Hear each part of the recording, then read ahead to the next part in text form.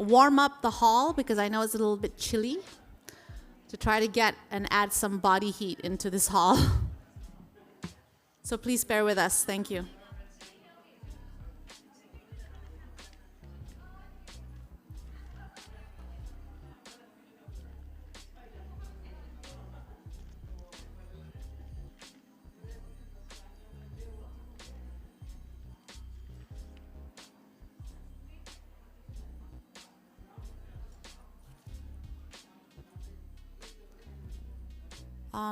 ICT, I think we have the wrong screen showing. It says 6C, we're 6D. Did I touch something? Oh.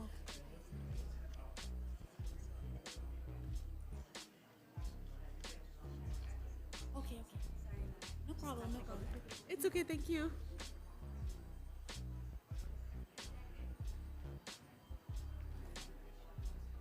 No, they have a technical difficulty. It's showing it right, but it's not here. But it's okay. We make it work. Because it helps me the name.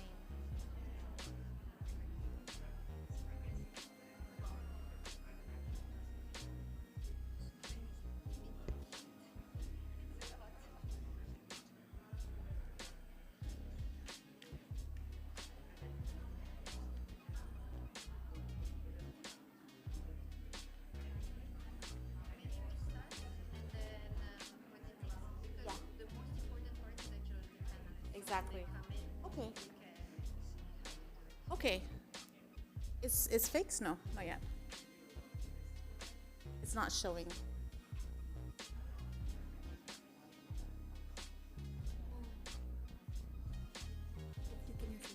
Okay.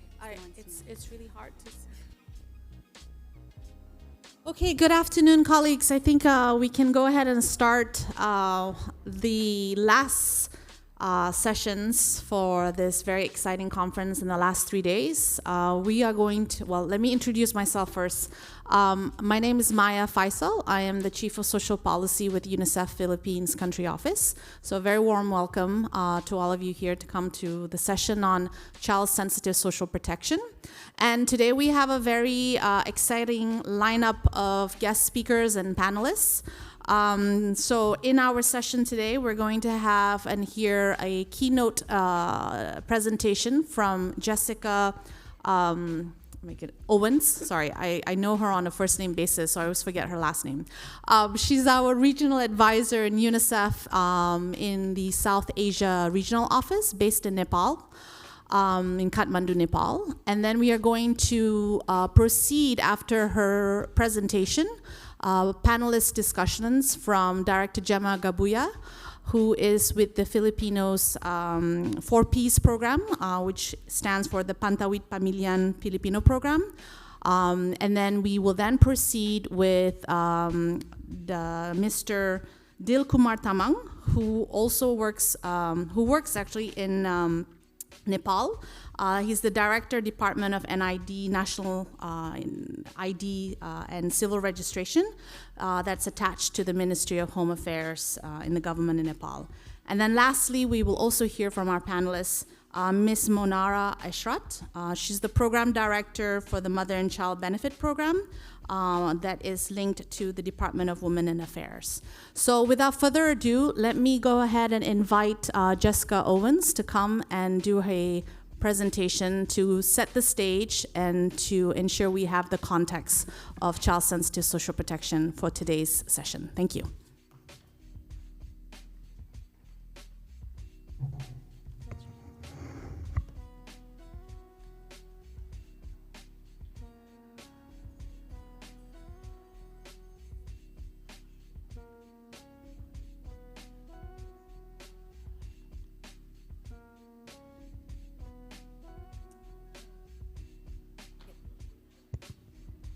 So good afternoon.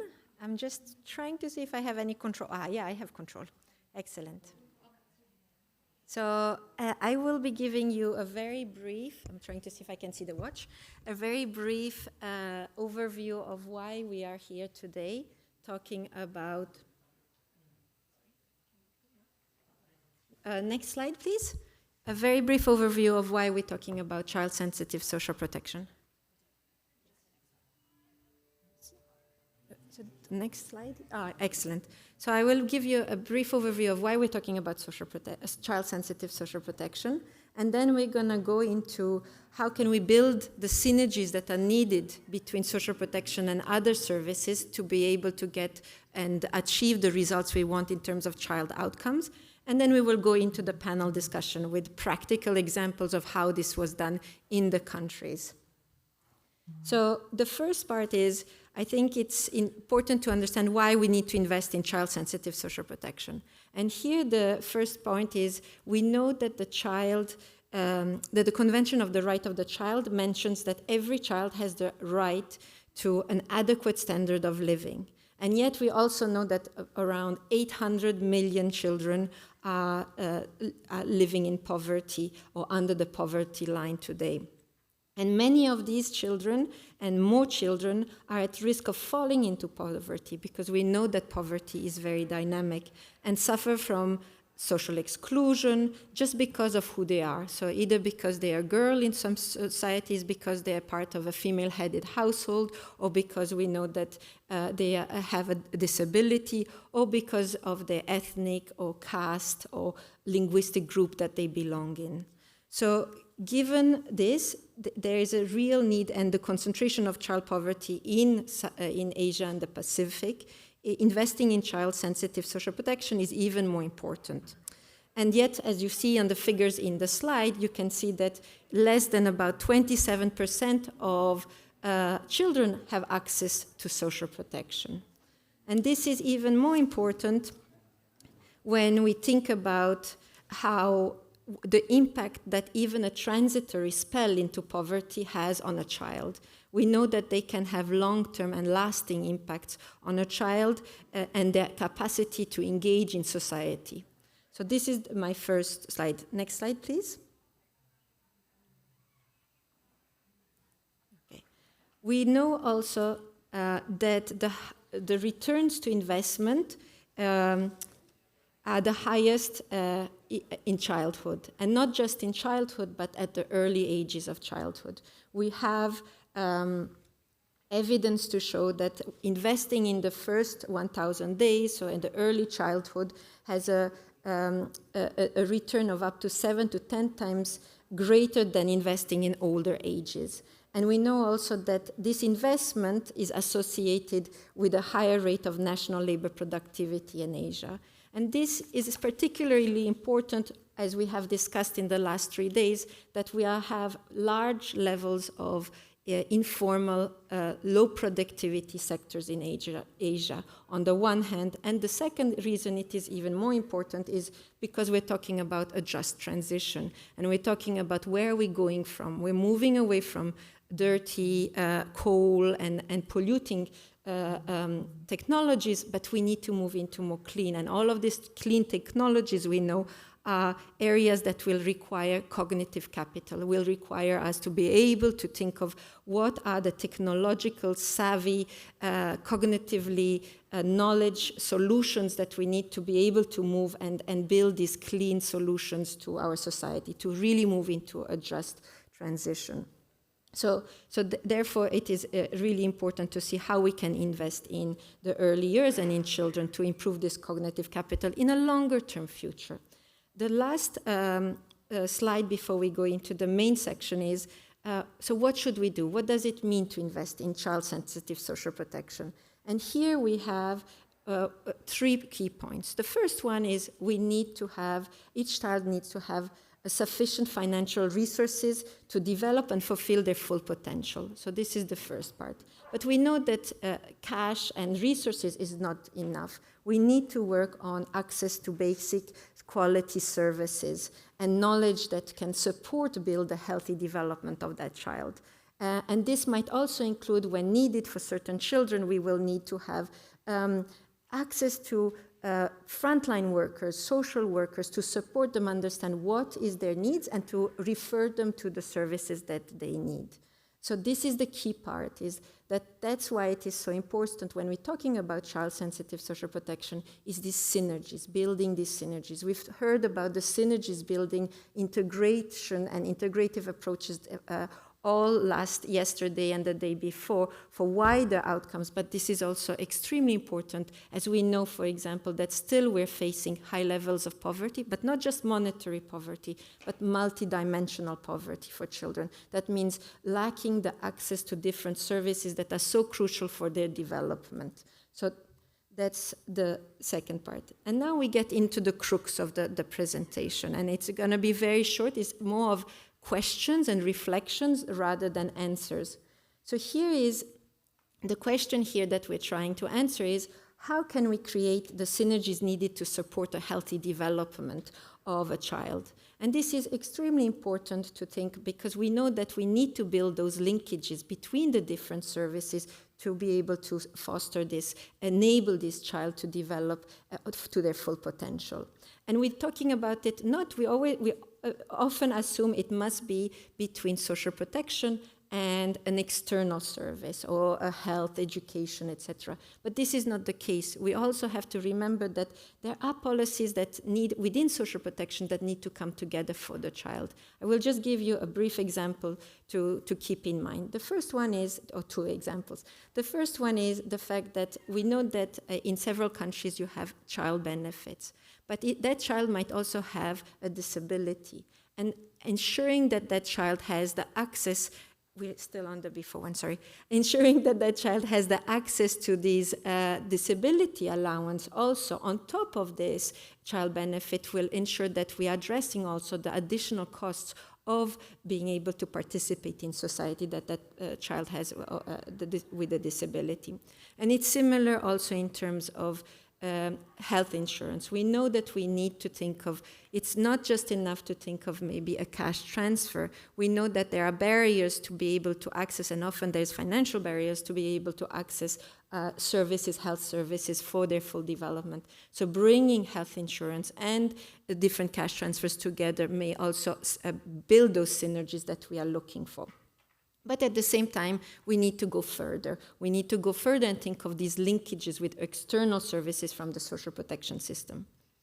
So how do we go about it? And I think the first starting point that we sometimes sort of skip in a certain way, but we try not to, is we try to understand the context. What are those needs? We are trying to understand what are the needs of the group that we're trying to support. So children and women, or pregnant and lactating women, or adolescents, what are the needs? What are the barriers that they are facing? And is it a heterogeneous group, or is it a sort of a homogeneous group? So are there needs that are different within that population group? Is there differences between socioeconomic indicators between this group that we are trying to address, as well as if there is differences geographically that we're trying to address?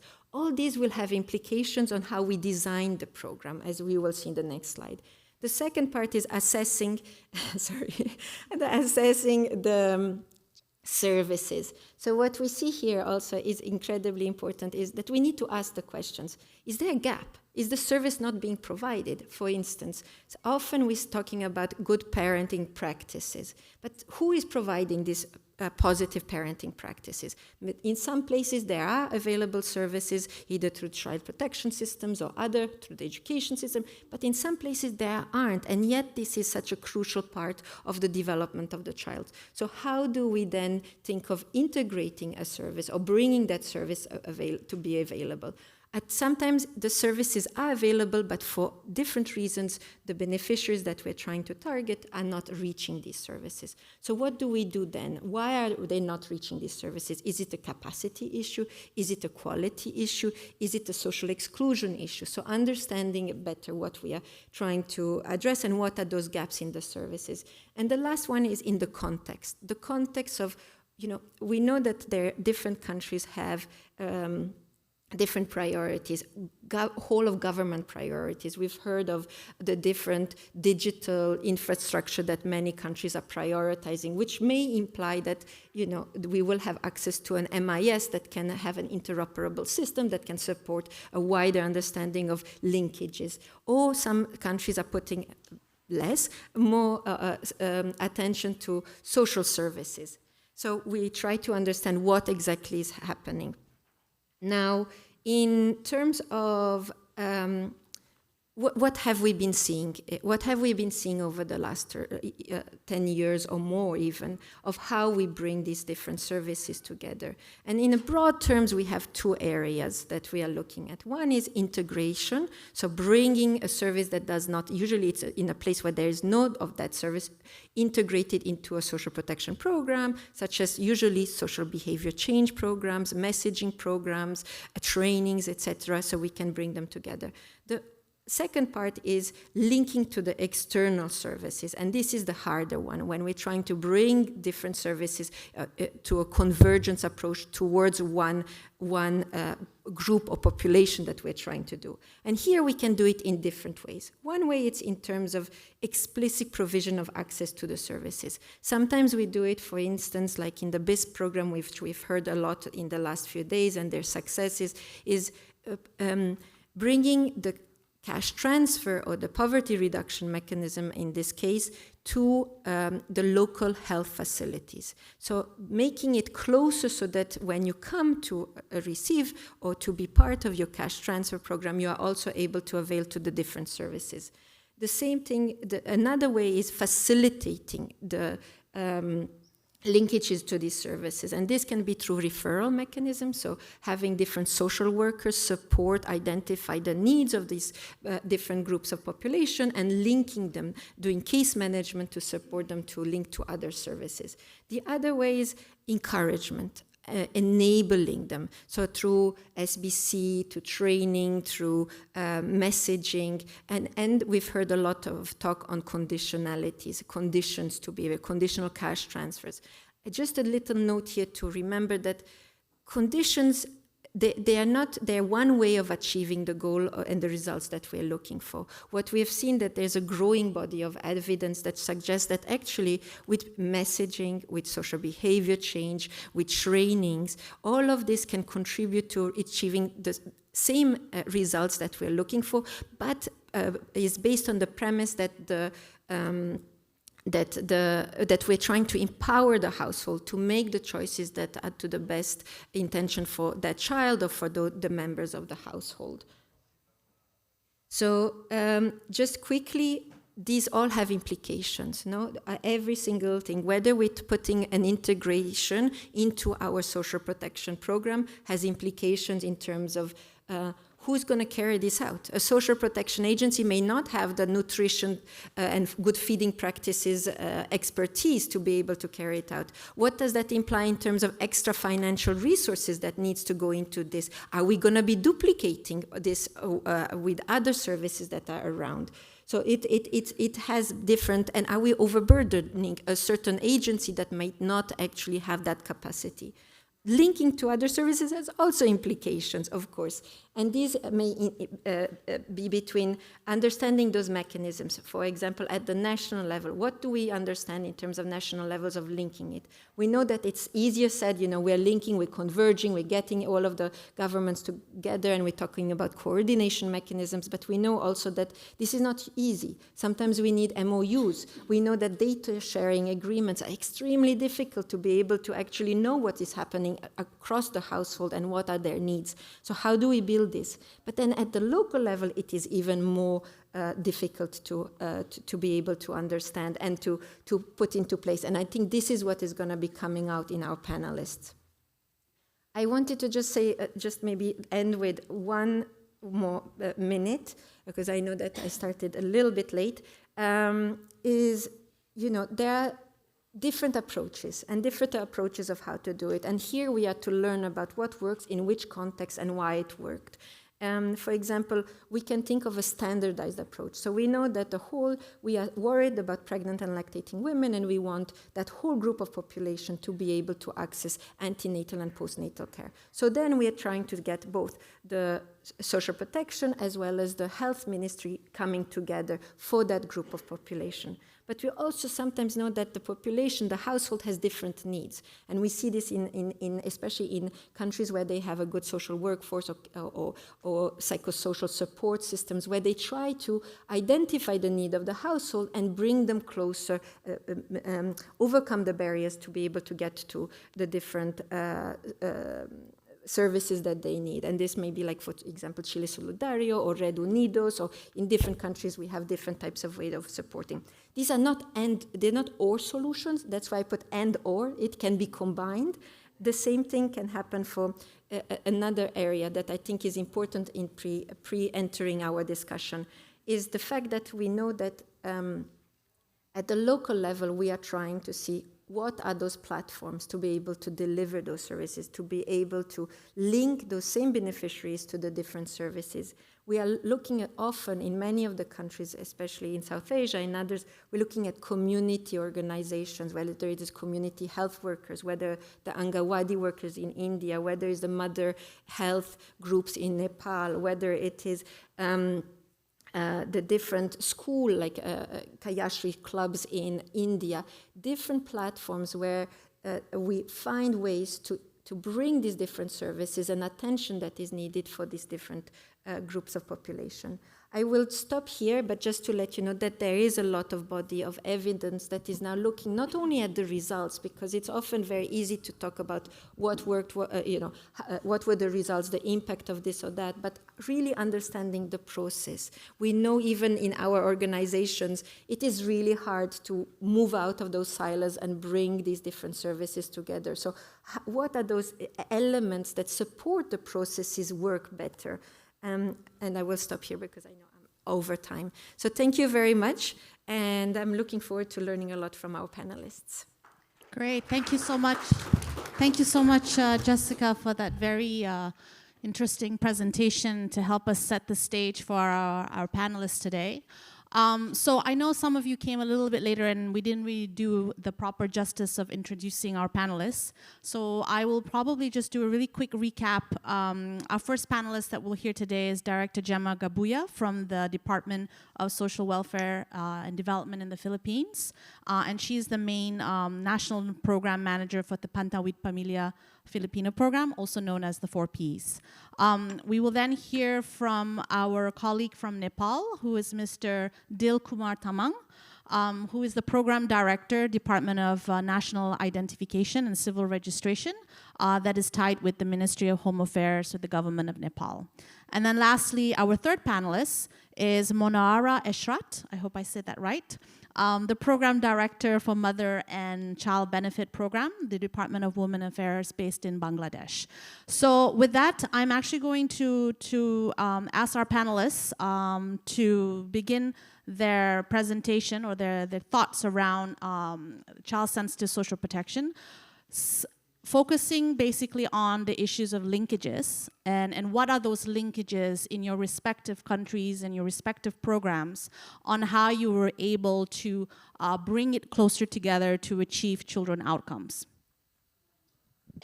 Okay, thank you very much, Ms. Maya. Once again, good afternoon, everyone. First, we would like to thank ADB and UNICEF for inviting the DSWD for sharing our reflections and efforts on child-sensitive child protection in the implementation of the Philippines Conditional Cash Transfer, the Pantawid Pamilyang Pilipino program. First and foremost, we identified three major strong foundations in the institutionalization of the Pantawid Pamilyang Pilipino program, first of which is the passage of Republic Act 11310, which is the 4Ps Act.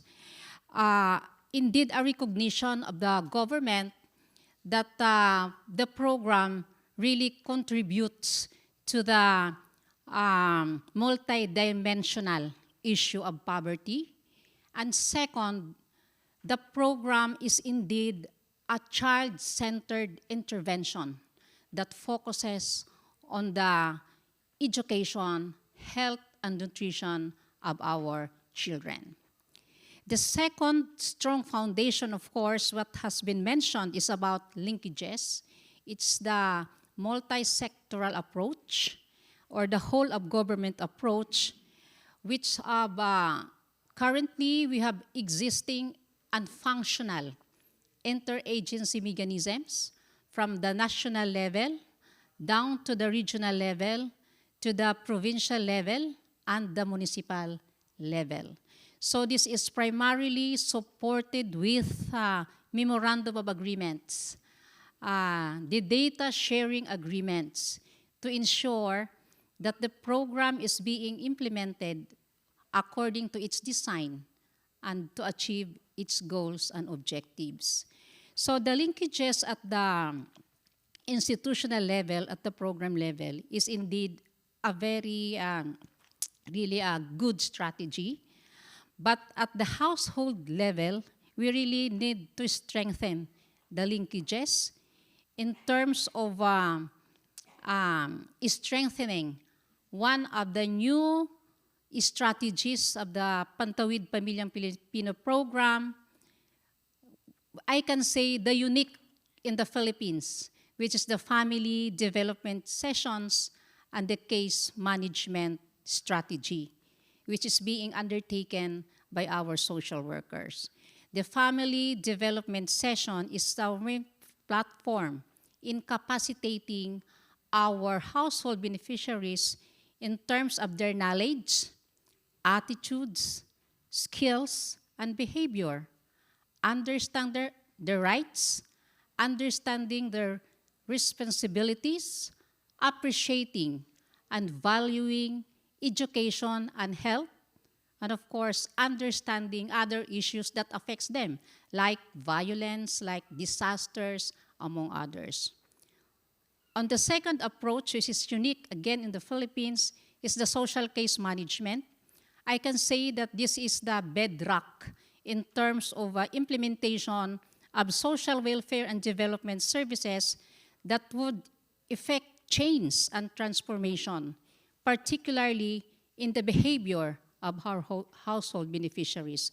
Social case management is being facilitated by a team of professionals, particularly by our social worker, who really goes to their homes, visiting their homes, visiting the schools to ensure that children are being monitored, children are in school, children are complying the conditions in terms of health and education. Within the framework of social case management, we also use the tool, we call it the social welfare and development indicators. This is to measure what are the profiles. Is there any member in the family who are persons with disabilities? Is there any in the family who have been experiencing abuse or violence? So this is part of the social case management framework. And then we do the referral pathways. We have to look other agencies outside DSWD who can provide the programs and services. So our tools that is being used in the context of social case management is also monitoring the progress of our beneficiaries, whether they will exit or graduate from the program. So primarily, these are the two major new innovations that is unique in the Philippines to ensure that children are being monitored, specifically the 0 to 5 years old, which we have been doing. We maintain our database, and we also use our family development sessions to monitor and report if there are changes in the family. Thank you. Great. Thank you so much, Director Gemma, for that really great overview. I think you did a great justice in trying to summarize the 4 Ps in about 5 minutes. So really great to hear that. So in the continuation of what are the linkages, and I think it's very clear that she has been able to showcase how on the program operational level across sectors, the linkages are being created. We'll move now to Nepal, to Director Mr. Dil Kumar Tamang. to maybe share a bit, again, the context of Nepal with their child nutrition program, and also your multi-sector nutrition program, and trying to share a little bit more in details, what are the linkages and how do those two maximize in order to achieve optimal outcomes for children. So Mr. Tamang, over to you. Thank you, Maya. First of all, I would like to take this opportunity to thank ADB and its partner for organizing such a stimulating program and allowing us to be a part of this.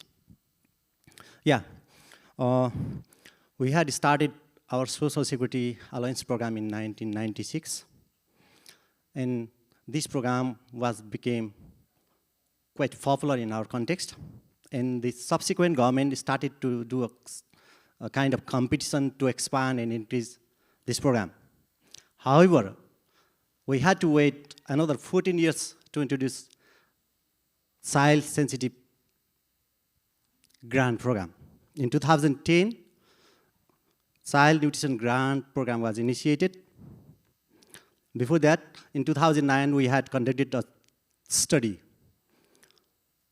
Nutrition Assessment and Gap Analysis Study. Based on that report, in 2010, we started Child Nutrition Grant, and after 2 years, we also started to implement multi-sectoral nutrition program. And both program, key implementer of this program is our local levels. So we have been focusing to capacitate the local government. We have been providing technical support to the local government. We have provided MIS operator, management information operator, to the local level, field assistant, and volunteers for the nutrition volunteers in the local level. Also, we have developed guidelines and provided proper awareness level to them. And we have developed horizontal and vertical coordination mechanism to implement this program, to align these two programs, MSNP and Child Nutrition Grant Program. So we have also engaged our provincial government. Provincial Planning Commission is also engaging to implement the MSNP program. And my department has developed very prudent MIS system, and the Civil Registration and Social Security Alliance program is totally integrated into this system. And while once do the civil registration or birth registration, automatically he or she would be if she is eligible for the child grant, automatically the system recognizes and we endorse as a beneficiaries. So we have been implementing, and we have been coordinatedly implementing this program, and we have made remarkable achievements. I would say here in 2011, under 5 child in the under 5 age, the stunting rate was 41, and now it is 25. Underweight children were 29 at that time, now 29, and wasting at that time 11, now it is 8. So still we need to do a lot, but we have made remarkable achievements as well. Thank you.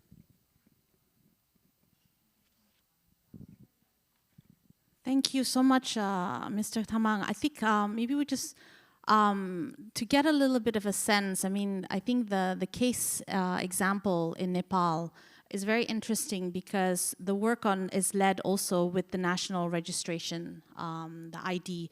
And we know, for example, that the child grant, like you mentioned, when they're automatically assessed and they are seen that they can actually get the birth registration process. Can you maybe just go a little bit more on explaining how the child nutrition program and the multi-sector nutrition program can create that synergy through the birth registration process? Yeah, I already mentioned you that our civil registration and social security allowances we have made. We already made an integrated database system. So, my department is responsible for this both tax responsibility, and also my department is carrying a business of national ID enrollment. So soon we are going to integrate this also in our civil registration system. So we are trying to establish interconnection between these two systems, and this will be helpful to make service more accessible and to minimize the procedure, simplify the procedure as well. Thank you. Thank you. No, thank you so much. No, that's really, really great to see that there's an MIS system that's interoperable and that the objective is really about to simplify the process. I think we live in a very complicated world, and anytime there's a moment that we can simplify our lives in the process, I think we very much welcome that. So let's go ahead and move on to Bangladesh. We'll hear from Ms. Ashrat. As I mentioned earlier, she's the program director for the Mother and Child Benefit Program under the Department of Women Affairs. So Ms. Ashrat, the floor is yours. Thank you. Good afternoon, everybody. And I would like to thank the organizers to invite me in this important event and give me a chance to say something about our flagship program, Mother and Child Benefit Program, MCBP. Before going to answer your question, I would like to mention some key features of the MCBP program. Bangladesh government has targeted pregnant women and the unborn children to ensure the health and nutrition of the children and the cognitive development of the children. So Bangladesh government has taken this program for ensuring health and nutrition. In this program, a pregnant woman of 20 to 30 years old woman can apply with a NID, and NID means National Identification Card, and antenatal card, and register online for the registering enrollment of this program. So it is very important to collaborate with the health sector and MOCA to implement this program successfully, as we have to ensure the national identification card and antenatal card. In our country, we have health, nutrition and birth registration services separately, but missing is that they are not interrelated. So through this program, we recently taken initiative to interoperable the MIS systems of the health sector, family planning sector, and birth registration sector. We have already have interoperable MIS with National Identity Card system, so that we can verify the NID of the beneficiary, and we are successfully verifying the identification card of the beneficiaries. Recently, we started the interoperability system of health, family planning, and birth registration system. yes, it is not very easy to operate in the subnational and field levels, local levels, because we have some challenges. Such as all the informations, we have the MIS of MCBP. The health sector, they don't have the same information. The birth registration sector don't have the same information in their MISs. So we have to find out the ways which we can interoperable the systems. And in our country, you are aware that in all the localities, we don't have the same facilities of internet. We don't have the same facilities of health and nutrition in all the areas. That is not the same facilities. They are not getting the same facilities. And there are some areas where we cannot reach so easily. In hilly areas and in some areas in monsoon seasons, it is very difficult to reach. So in ministry level, in central level, we signed MOU, we agreed and signed MOUs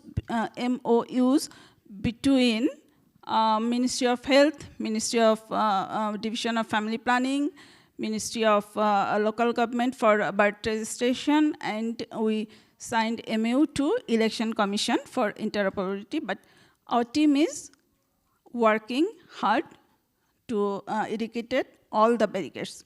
Thank you.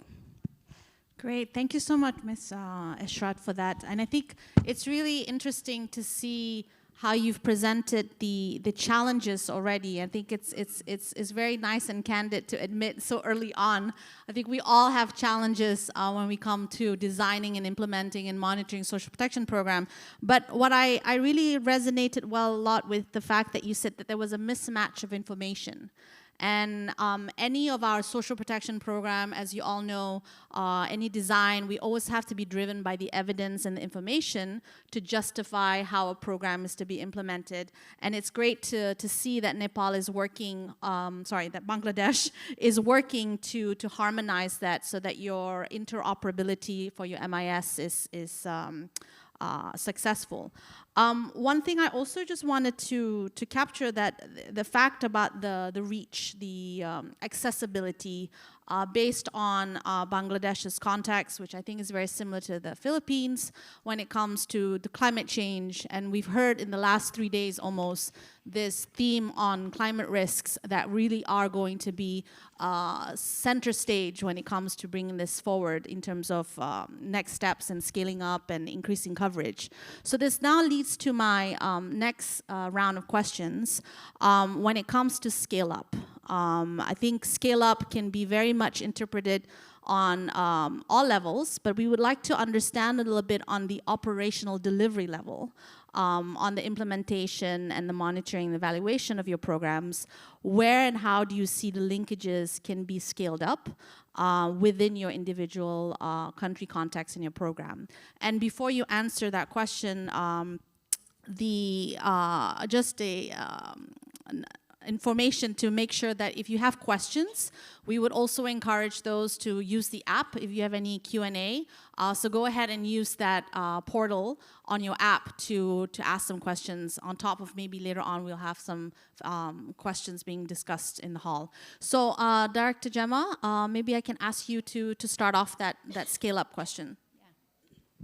Thank you once again, Ms. Maya. First, in terms of scaling up, where we are now going into the digitization of some our processes with our partners, particularly in the Philippines context, the Department of Health and the Department of Education, who primarily provides the supply side, which is ensuring that there are schools, there are services, that there are centers.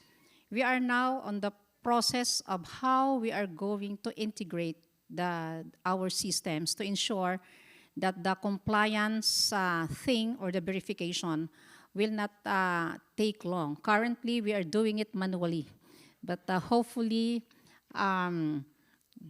next year, of course, with the assistance also of ADB and other partners, we can be able to digitize all the processes so that our beneficiaries can immediately receive their grants. On the household level, I've been mentioning about family development session and social case management. We have currently an effort on the electronic social case management. So I think this is one of the innovations, and this is supported also by UNICEF. Thank you very much. And we really make the referral pathways more fast and efficient. For example, if there are children who are not attending school or not or experience some abuses, then we can immediately refer through that systems integration. And the services, no need for the beneficiary to personally transfer to other municipality or place. They can immediately avail the services. And for the family development session, we are also again thinking of digitizing the family development session information system, so that all the topics, all the modules will be translated into digitalization. Great, thank you so much, Director Gemma. Let's move on just really quickly, because this is part of digitalization.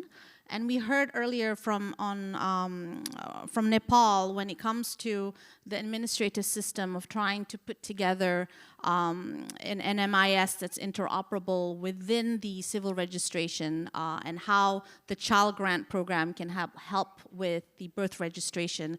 The question I'd like to ask Mr. Tamang, maybe you can go a little bit more in explaining how did the child grant program actually help facilitate and improve birth registration rates, to kind of maybe give us a sense of how that happened in Nepal. Okay. So child grant has been an incentive for the parents for their child's civil birth registration, and we have focusing to make it more digitalized, and we have been able to establish VPN connection to almost all 98% of the ward out of 6,743 wards. Now today, 6,667 wards are already connected, and they do online civil registrations. To enhance the access, department is also supporting to run the camps for the registrations. So the local levels have been organizing registrations camp on the basis of requirement of the so the more remote and far-flung local levels required quite more camps, and the department is supporting for to run this sort of camps. And with this intervention, our civil registration, particularly birth registration, has significantly raised.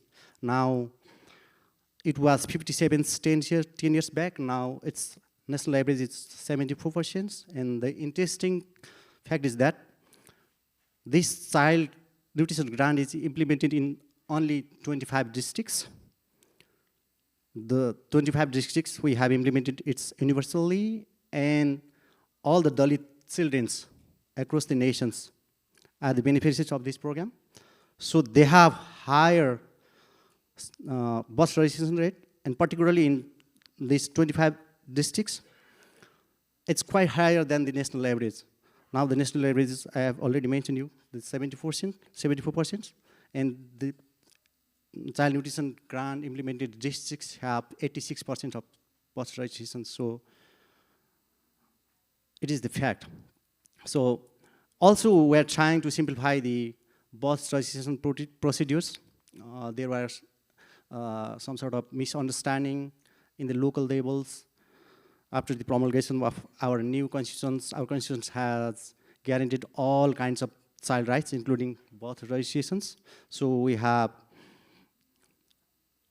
amended our acts and regulations in line with the constitutions. And also we have instructed all the local levels, and we also monitoring. And we have also a strong grievance handling mechanism in department. We receive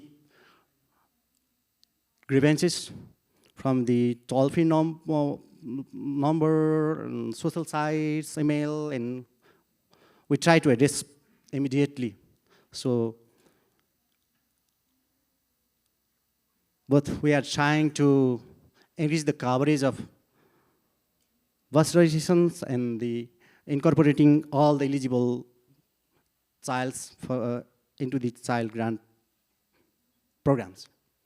And parallelly, we are also focusing to integrate this MSNP program to achieve better results. Thank you.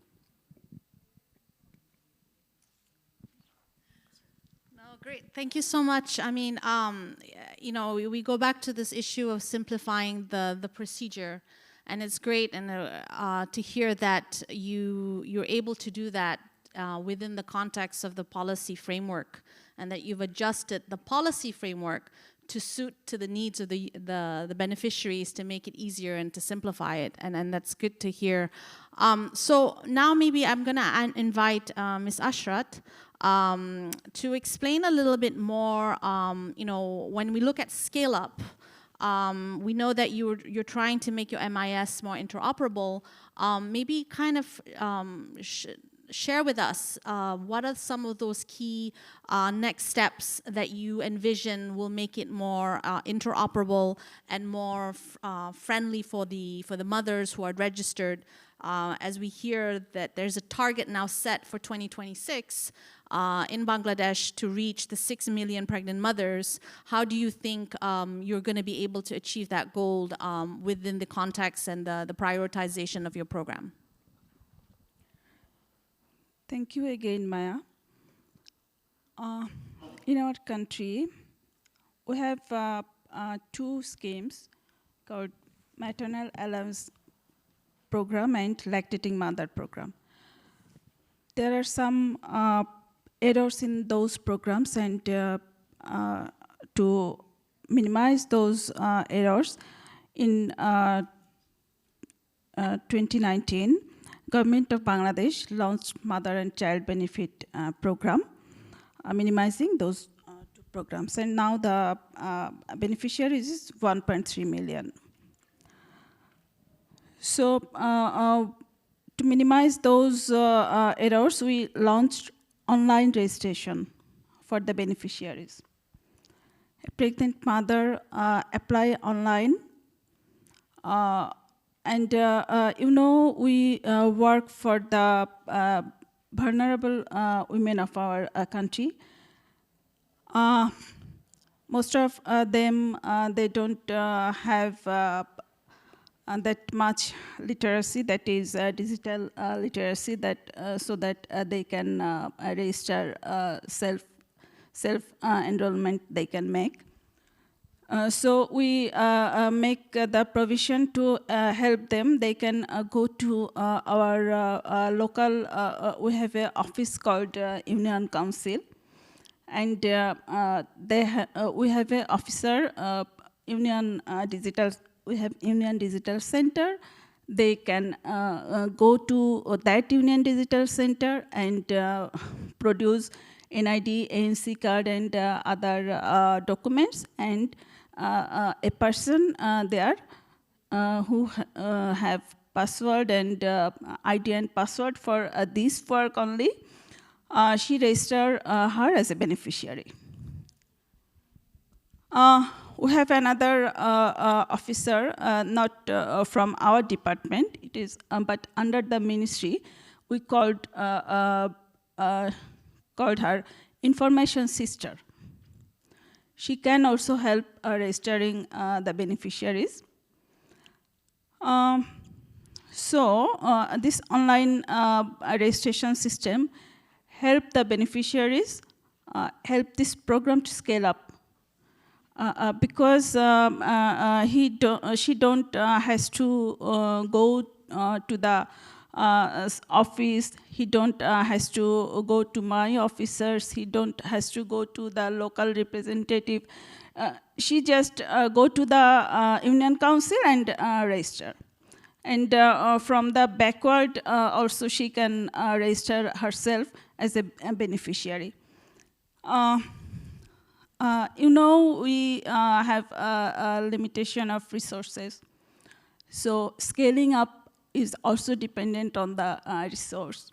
From 2019, we implemented this project in 68 subdivisions, but last year we scaled up this program to the whole country. 64 districts, all the 64 districts, we are implementing this program. So, as I mentioned it earlier, this is the flagship program of Bangladesh, and Bangladesh government. In this program, we provide cash transfer. So Bangladesh government is considering this cash as an investment, investing for the future generation. We have a target to make Bangladesh smart within 2041. So the child today born, he or she will lead the Bangladesh of 2041. So for the next smart generation, government is investing. So government is with our program. Thank you. No, great. Thank you so much, Ms. Eshrat. I just wanted to probe a little bit more. When you say that they can register, self-register online, and it's great that the services and the process is coming to them, would that also be giving them access to all types of programs or only to the mother and child benefit program? This is only for mother and child benefit program, and we have other social other programs. They have their own modality. Okay. So is there conversations going on right now to see how you can further integrate and further make those linkages among the different programs of the different agencies? Yes. Okay. So that's great. So let's go back to Nepal. I understand that, I think in Nepal, you've shared with us a very interesting example of the birth registration and how the linkages are being made together with the social protection program. Maybe just to kind of get us a sense of, we have a question. Actually, I'm going to go in straight from Nepal. To start with the conversation, and then we'll open it up to the floor too. There's a question from the floor that said that they heard that the child grant in Nepal has contributed to increasing birth registration, which you have mentioned in the different 25 districts. Can you maybe just go a little bit more in explaining how you were able to achieve the increase in birth registration? Thank you for the opportunity. Yeah. I've already mentioned that our child grant has been an incentive for the parents for their child registration on timely. So those parents who doesn't want to benefit their children from this program, they have been being late. They do late registration, but those parents who wants to be benefited from the grants program, they go to for the birth registration on time.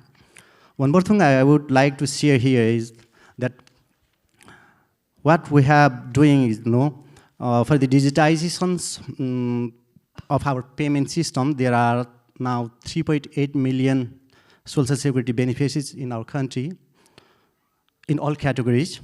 So we have central database, and we have established interconnection between our vital event registration and social security database, and the computerized government accounting system.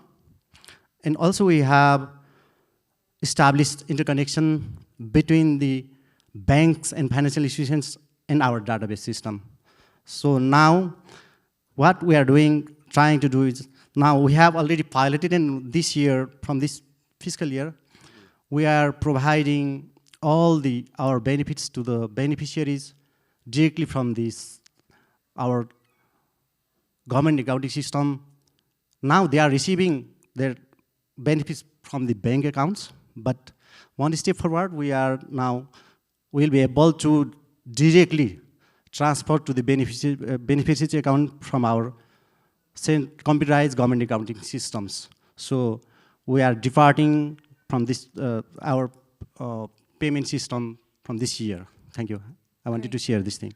Okay, thank you. Thank you so much, Mr. Tamang. There's a question. I'm going to start probably taking some of the questions to try to transition to that. There's a question, I think I'm going to ask there's a question for Bangladesh, and then there's one question that I will probably ask Director Gemma to answer. The question for Bangladesh, they're asking why only women 20 to 30? And how does your program outreach work to ensure people know they are entitled to the program? So as part of your outreach to your pregnant women population, how do you ensure that people know that these are their entitled services? Over to you. Thank you, Maya. 20 to 35. This is our age range to be eligible for this program.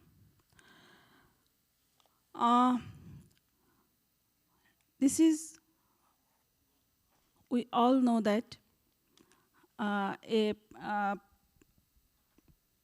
girl, her mental and physical change is essential for being a mother. So age 20 is the perfect age for being a mother. We mentioned the age 20 to reduce the child marriage. And 35 for the safety of the mother. We all know that after 35, being a mother is risky. So discouraging this risky pregnancy, we mentioned this age. And we have several campaign programs for this program. We clearly mention who is eligible with that campaign programs. We have leaflet, we have other programs for this. Great, thank you. I hope the audience member is satisfied with that answer. If not, I would invite you to have a bilateral after the session. So the last question I have here, and I'll open it up maybe for a couple of minutes because I think we need to go back to the main plenary at some point. There's a question that I'm going to ask the Director Gemma, bearing in mind on the additional cost that households with disabilities face. Have you or DSWD or in the Philippines have any successes in mainstreaming disability inclusion into your programs? That's the question from the floor. Over to you, Director Gemma. Thank you very much. There is an ongoing conversation in our department that to come up with programs specifically for persons with disabilities, and automatically the Pantawid Pamilyang Pilipino program beneficiaries are being part of the eligible beneficiaries.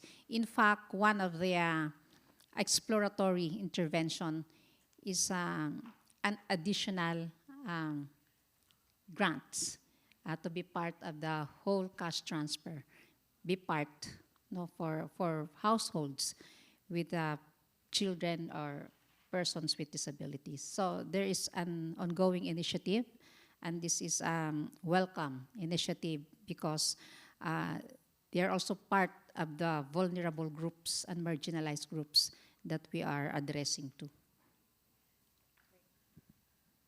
So maybe I'm going to try to open up to the floor if there's any other questions from the floor at this point. Oh, it seems there's a question there, sir. Can we get a mic for him, please? Thanks.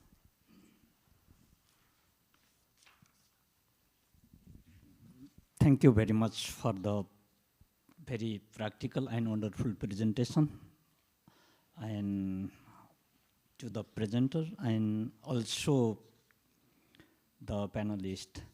I am basically interested on the Philippines case that you have highlighted on the behavioral change issue regarding the children protection. I think children protection is not the protection itself, it is one of the investments. From that perspective, how do you think and what are the programs basically focused on the behavioral change on these issues? Thank you very much. Yeah, thank you very much for that I am Baburam from Nepal. question. The Philippine CCT or the Purpose Program has been implemented for the past 15 years. So for the previous years, we've focused on the grants payment, the systems, but now it's grants plus behavior change.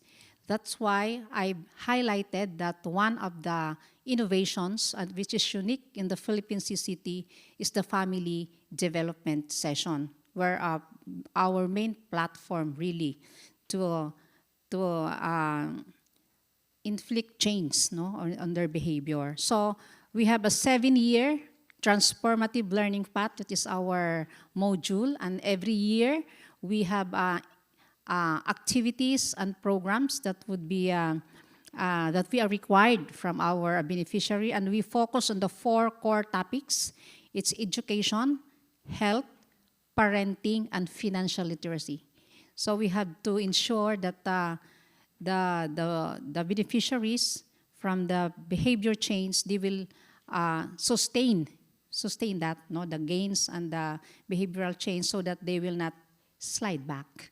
And second is the social case management, which is in the context of social welfare and development as our main foundation or bedrock in effecting change. Because social case management, we want to erase the notion of the dole-out thing. It should be capacity building for the household beneficiaries for problem solving, and how are they going to access services outside the Pantawid Pamilyang Pilipino program.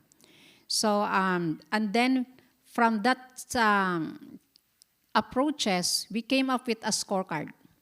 We will be coming up with a scorecard. This time, this scorecard is for the beneficiaries to check. It's tracking if they have been, if there were progress, since they joined the program and before they graduate or exit from the program. So the scorecard is an ongoing initiative, and it will also respond to the observations and monitoring, or complement rather, of the social worker, which is the case manager. So this time we are on that direction, in affecting behavioral change through our social case management, which we would like to highlight, and the family development sessions. It's a face-to-face interaction. You will really have some conversations and in the family, in the school, or in the community where the households is residing. Thank you.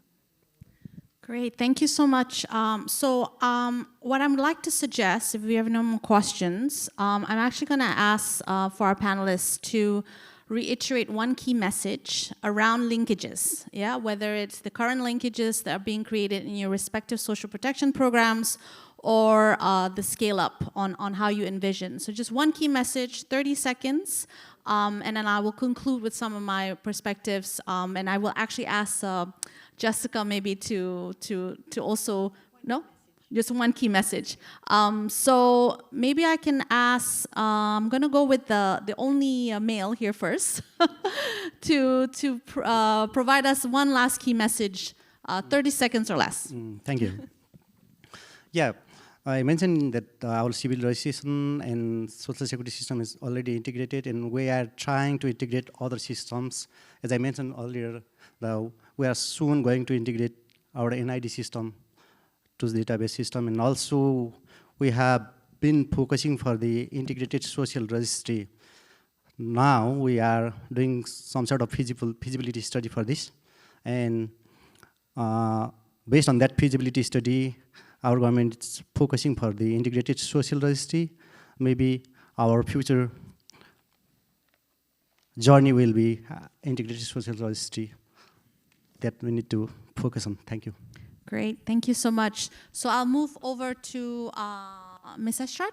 One last key message.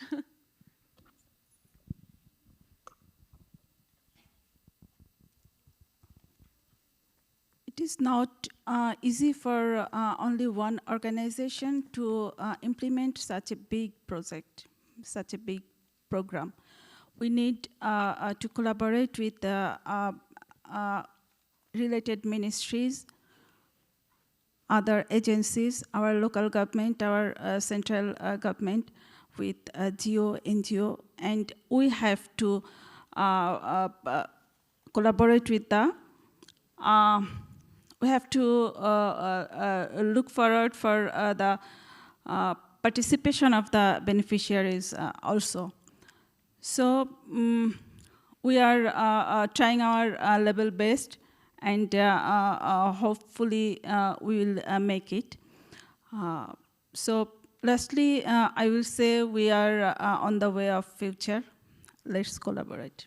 Thank you. Thank you. And over to Director Gemma for the last key message. Okay, thank you. First, of course, I think there's really a need to strengthen our database management, one database for all government agencies and other non-government agencies, so that we will have some focus on one client and put our efforts together.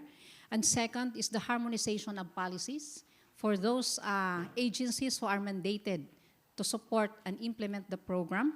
Third is the integration of the existing systems, processes, to facilitate efficient implementation of the program. And of course, last is the budget. Maybe we can have some budget tagging from other government agencies who are mandated to implement the program. Thank you. Great, thank you. And Jessica, last key message before I sum it all up. Excellent, excellent. So just because I think a lot of our colleagues were sharing on the digital solutions that are being used to support these linkages, I thought it was important that many of them still have, although we're moving to digital, we're still using the frontline workers, we're using community workers, the family session, the in-person sessions, the support to access to these digital use and tools. So it's this idea that I know that we are very eager to move all digital, but there's an interface that is needed, especially when we're talking about families and children and more vulnerable populations, to have between the digital and the people. So this is my only message. Very good. Thank you, Jessica. And just to maybe build on that, the key message is that digitalization should not drive your design implementation. It's a part and parcel of it. But we also need to make sure that your policy positions around your program designs are clear before digital investment or digitalization takes place. And that's something I just wanted to highlight around that. So one of the things I also wanted to capture, I mean, we talked a lot about the digitalization, the financing, it makes a case even more important on linkages, because you're going to be competing for resources, financial, both as well as human resource. And you need to prioritize and to make sure that your linkages are going to maximize those resources. And I think it's even more of a need these days with all the competing, evolving global dynamic poverty and vulnerabilities. It's more and more applicable for us. And then the last maybe closing remark, I think for me, it's very important, it's very clear that social protection, especially for children, is really about the platform that we create to accelerate results across all the social sectors. And I think it's great to see the 3 different examples on how they are able to build those linkages with a lot of work in progress, as we all are still learning and trying to adapt and grow. That it's a very good platform to use to support your social and economic goals, but more so for us with children, it's about accelerating those results across all those sectors. So with that, I'd like to conclude the session, and I thank all for the question and answers, and I invite those that have more questions to have bilaterals with our panelists. And I would like to greatly thank all the panelists here today, Director Gemma, Mr. Tamang, Ms. Eshrat, and Jessica Owens for a great session, and I hope that you've learned as much as I have for today's last session before we go back to the plenary for the conclusion. Thank you very much.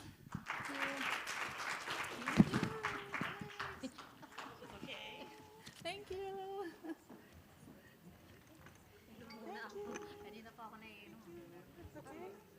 Thank you very much. Nice meeting you. Yes. You have to ask her. I hope I did justice. Nice meeting you. Thank you so much. That was really Thank nice. you. Thank you very much. It was great.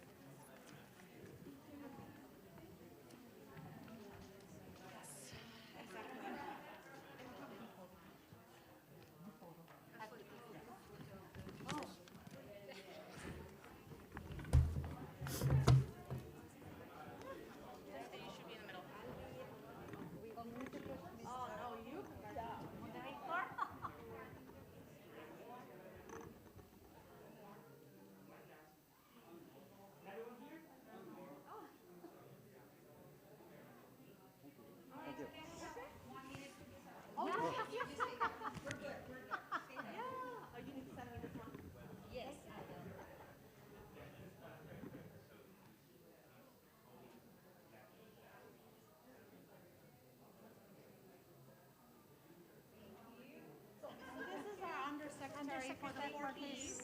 Namaste. Hi, hi.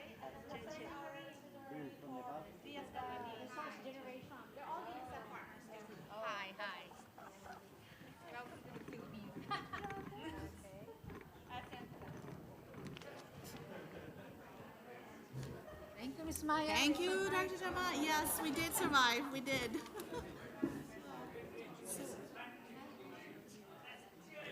No, that was perfect. That was perfect. That was perfect. Hi, how are you? Yes, how are you? How are you? Good.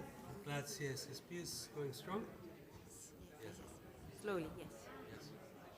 Oh, yeah, you know, I wanted to talk a little bit more about the nutrition linkages, but because there was the whole food security and nutrition one with WFP, they told us, okay, to try to sort of differentiate and focus on other areas. that's But, fine, yeah. you know, so it was an issue. Yeah, no, I started this work in headquarters in